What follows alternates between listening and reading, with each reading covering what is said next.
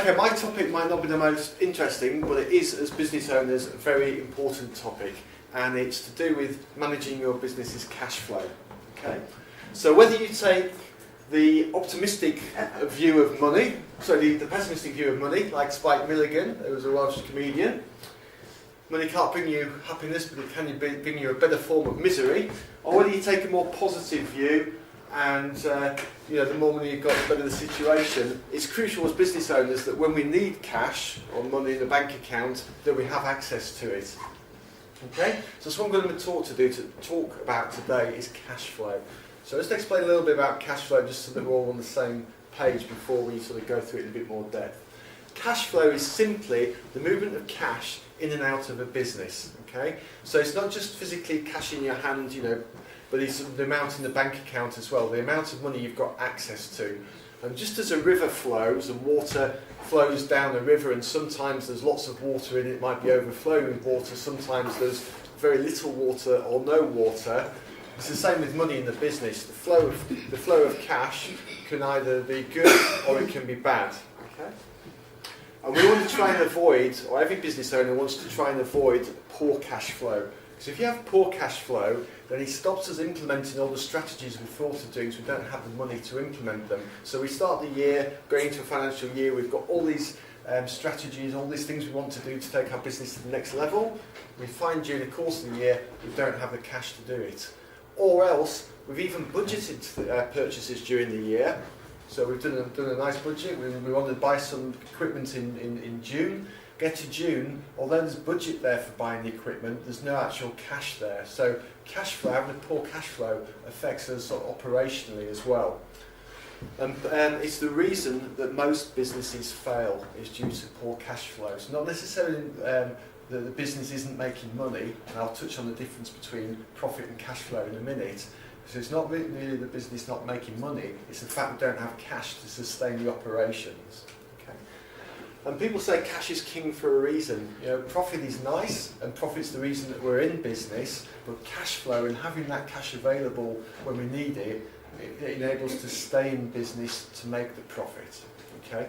So as business owners, we I think have a responsibility to manage our cash flow in our business. It's not something that's nice to do, it's not interesting, it's not exciting, but as business owners we need to do that. We need to take ownership of the cash flow and not to ignore it or not to pass it on to someone else to do.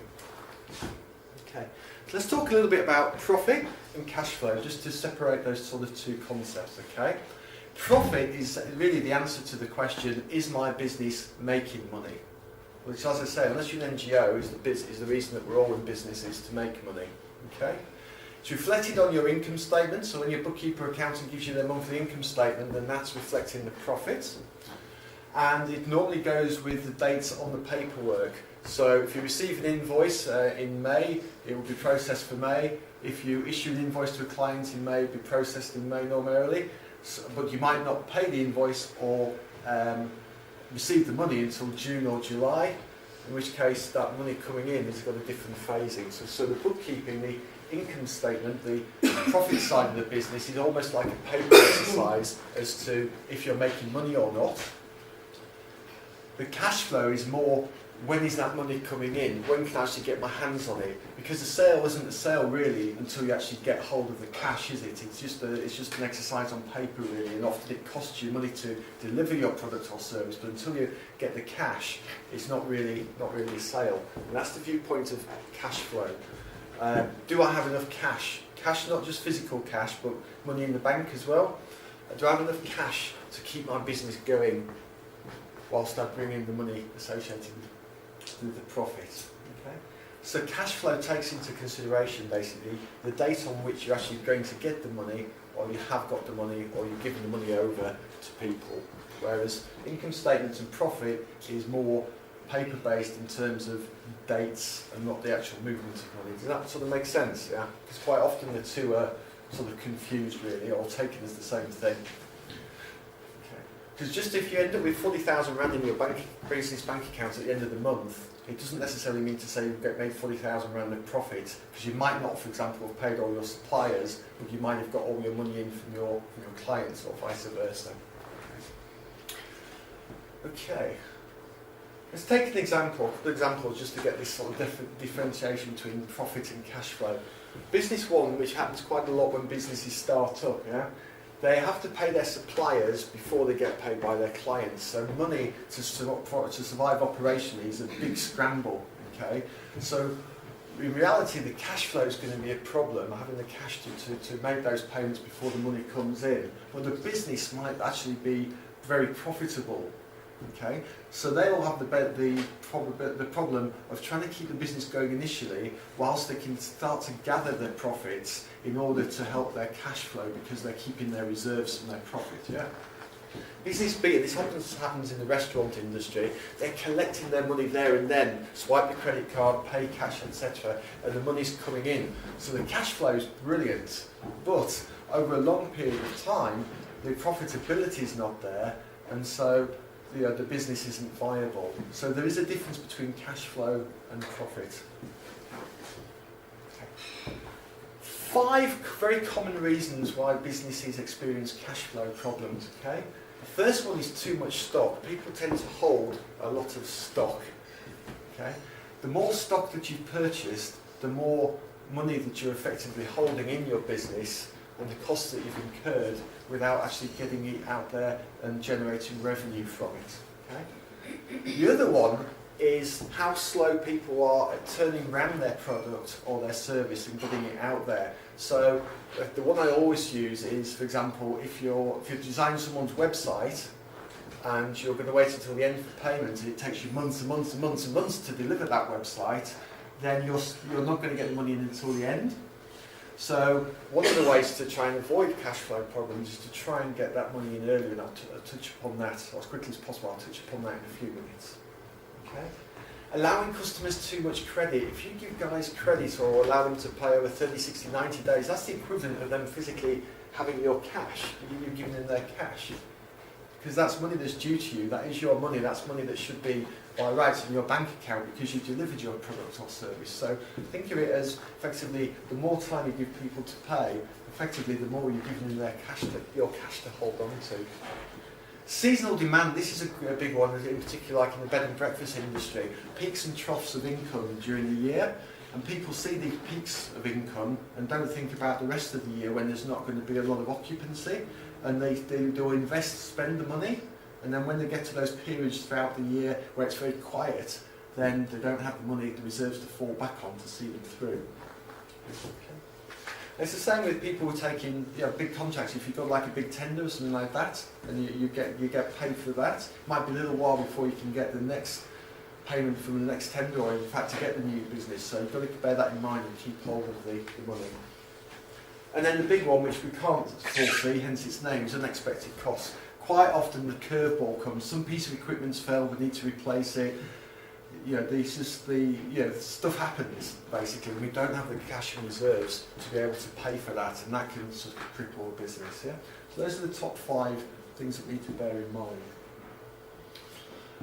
Okay, I've called it the cash flow predictor because there's 2 types of cash flow. Your accountant will traditionally give you your cash flows, your money in, money out historically, which to me is not worth much because it's historical information. It's all gone. It's too far gone in the distance. Yeah. Cash flow predictor, as I'm calling it, is a tool to be able to predict your cash flow that's going to happen, so that you can use that in order to make decisions about your business and to help run your business operationally day to day. And it's quite a simple tool in order to use this cash flow predictor. I can email it to you later as a spreadsheet. We start with our opening cash. What at the beginning of the month, for example, let's take a month. We're going to do our cash flow prediction for July. Okay? We're in June, but we're going to look at July.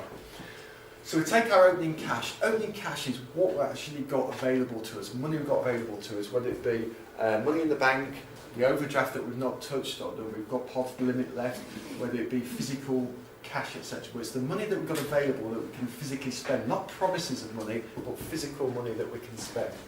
Then we simply add to it money that we predict is going to come in during the course of that month. Okay?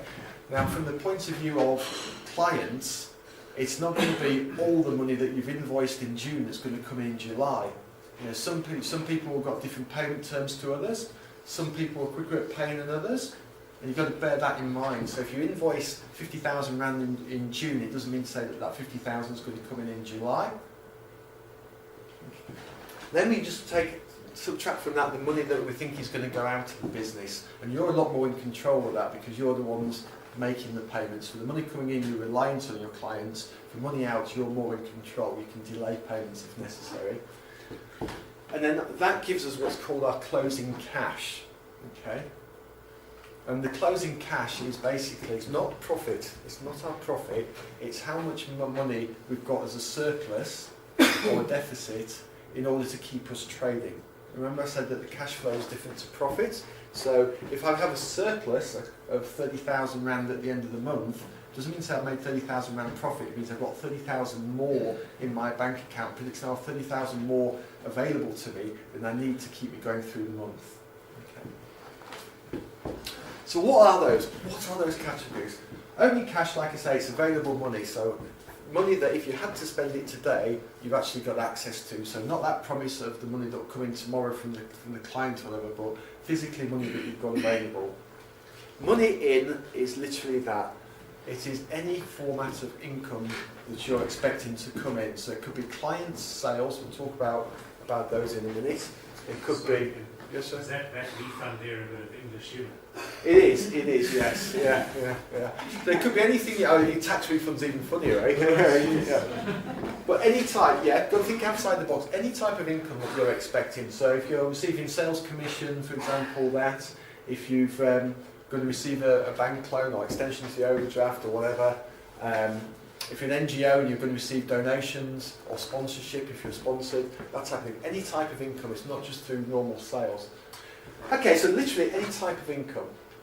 In terms of debtors, because remember debtors are, we talked about getting money in from clients, okay? Using bookkeeping accounting jargon, we're going to use debtors, the word debtors. Debtors are literally your clients who at any point in time owe you money. They're in debt to you. Okay, that's the technical term, debtors. Okay.